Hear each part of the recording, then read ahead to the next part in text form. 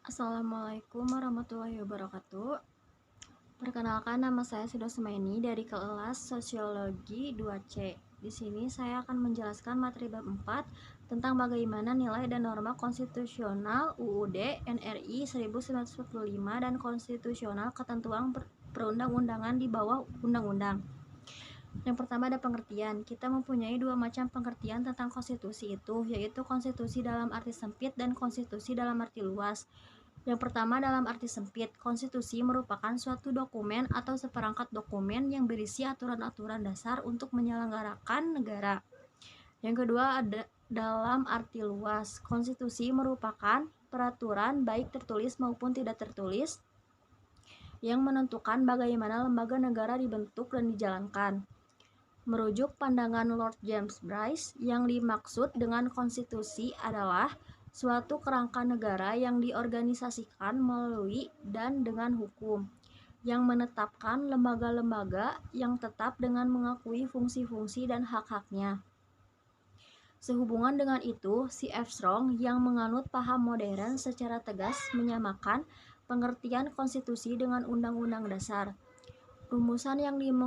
Rumusan yang dikemukakannya adalah konstitusi itu merupakan satu kumpulan asas-asas mengenai kekuasaan pemerintah, hak yang diperintah, dan hubungan antara keduanya. Konstitusi semacam ini dapat diwujudkan dalam sebuah dokumen yang dapat diubah sesuai dengan perkembangan zaman, tetapi dapat pula berupa a bundle of separate laws yang diberi otoritas sebagai hukum tata negara. Rumusan C.F. Strong ini pada dasarnya sama dengan definisi Bolingbroke. Yang kedua ada fungsi. Konstitusi berfungsi sebagai landasan konstitusionalisme. Landasan konstitusionalisme adalah landasan berdasarkan konstitusi, baik konstitusi dalam arti luas maupun konstitusi dalam arti sempit. Konstitusi dalam arti luas meliputi undang-undang dasar, undang-undang organik, peraturan perundang-undangan lain, dan konvensi. Konstitusi dalam arti sempit berupa undang-undang dasar. Yang ketiga, perlunya konstitusi. Konstitusi diperlukan untuk membatasi kekuasaan pemerintah atau penguasa negara, membagi kekuasaan negara, dan memberi jaminan HAM bagi warga negara. Konstitusi juga diperlukan untuk membagi kekuasaan dalam negara. Pandangan ini didasarkan pada fungsi konstitusi yang salah satu diantaranya adalah membagi kekuasaan dalam negara. Bagi mereka yang memandang negara dari sudut kekuasaan dan menganggap sebagai organisasi kekuasaan, maka konstitusi dapat dipandang sebagai lembaga atau kumpulan asas yang menetapkan bagaimana kekuasaan dibagi di antara beberapa lembaga kenegaraan, misalnya antara badan legislatif, eksekutif, dan yudikatif. Konstitusi menentukan cara-cara bagaimana pusat-pusat kekuasaan itu bekerja sama dan menyesuaikan diri satu sama lain, serta merekam hubungan-hubungan kekuasaan dalam negara. Yang keempat, ada membangun argumen tentang dinamika dan tentang konstitusi dalam kehidupan berbangsa dan bernegara Indonesia. Dinamika konstitusi yang terjadi di Indonesia adalah sebagai berikut. Konstitusi Undang-Undang Dasar NRI 1949. Masa berlakunya 18 Agustus tahun 45 sampai dengan Agustus tahun 50, dengan catatan mulai 27 Desember tahun 49 sampai dengan 17 Agustus hanya berlaku di wilayah RI Proklamasi. Pada awal reformasi, muncul berbagai tuntutan reformasi di masyarakat. Tuntutan tersebut disampaikan oleh berbagai komponen bangsa, terutama oleh mahasiswa dan pemuda. Beberapa tuntutan reformasi itu adalah: pertama, mengamandemen Undang-Undang Dasar. Yang kedua, menghapuskan doktrin dui fungsi Angkatan Bersenjata Republik Indonesia.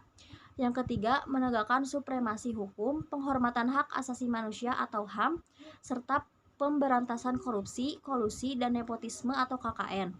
UUD NRI tahun 45 melakukan perubahan secara bertahap dan sistematis dalam 4 kali perubahan, yakni perubahan pertama pada sidang umum MPR tahun 99, yang kedua perubahan pada sidang tahunan MPR tahun 2000, Perubahan ketiga pada sidang tahunan MPR tahun 2001.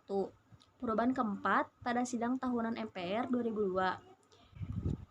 Dan poin terakhir ada mendeskripsikan esensi dan urgensi konstitusi dalam kehidupan berbangsa dan bernegara.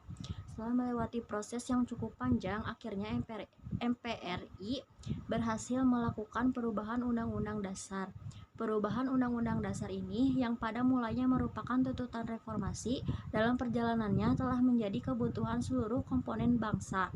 Jadi tidak heran jika dalam proses perubahan Undang-Undang Dasar seluruh komponen bangsa berpartisipasi secara aktif. Seperti telah dikemukakan sebelumnya, asal kata konstitusi dalam bahasa Prancis adalah constituer, yang berarti membentuk atau pembentukan. Yang dimaksud dengan membentuk di sini adalah membentuk suatu negara. Oleh karena itu, konstitusi berarti menjadi dasar pembentukan suatu negara. Dengan demikian, dapat dikatakan tanpa konstitusi, negara tidak mungkin terbentuk. Konstitusi menempati posisi yang sangat krusial dalam kehidupan ketatanegaraan suatu negara. Hamid S. At-Tamimi berpendapat bahwa pentingnya suatu konstitusi atau undang-undang dasar adalah sebagai pemberi pegangan dan pemberi batas, sekaligus tentang bagaimana kekuasaan negara harus dijalankan. Dalam negara modern, penyelenggaraan kekuasaan negara dilakukan berdasarkan hukum dasar atau konstitusi.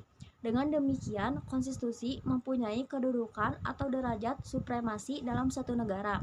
Yang dimaksud dengan supremasi konstitusi adalah konstitusi mempunyai kedudukan tertinggi dalam tertib hukum suatu negara. Sekian penjelasan dari saya. Maaf bila ada salah kata. Wassalamualaikum warahmatullahi wabarakatuh.